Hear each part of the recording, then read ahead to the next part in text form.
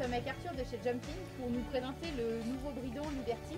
Arthur, peux-tu me dire comment il s'ajuste et les caractéristiques de ce bridon? Ouais.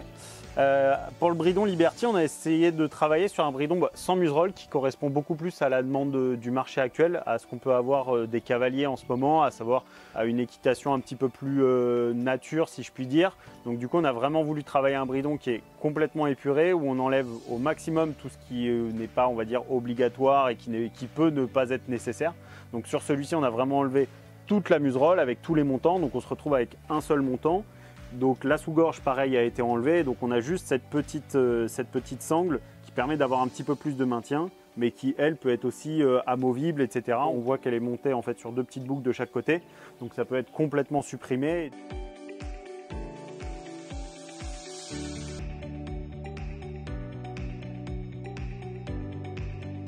Je vois qu'en dessous, il est réglable. Ouais. Il y a plusieurs trous justement pour un bon ajustement. Tu préconises quoi toi en ajustement sur ce bridon? Moi je trouve que sur ce bridon, l'avantage c'est qu'en fait on ne va pas venir par effet de compression sur les naseaux du cheval. Donc en fait on peut vraiment venir l'ajuster. Encore une fois, ça ne veut pas dire venir la serrer. Mais là on voit, je suis au contact.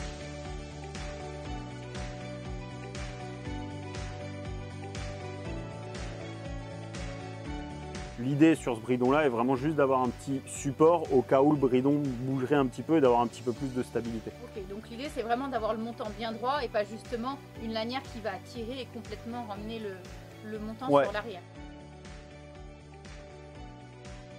Je vois aussi que le frontal il est en vague et il y a beaucoup de place, et pour éviter les points de pression. Ouais, exactement. Maintenant on essaie vraiment, déjà que de base chez Jumping on essaye de rallonger nos frontaux par rapport à ce qui se fait un petit peu en général sur le marché. On a une tétière qui est assez ergonomique, qui est assez large avec une belle découpe d'oreille, mais si le frontal est trop petit, on ne laisse pas suffisamment de place à la tétière à vraiment venir pouvoir prendre sa place naturelle. Donc là on voit vraiment qu'il y a de la place, que c'est relativement mobile, etc. Et vraiment cet espace au niveau du frontal est hyper important parce que ça permet vraiment au bridon de venir prendre sa place naturelle sur la tête et au niveau des cervicales du cheval.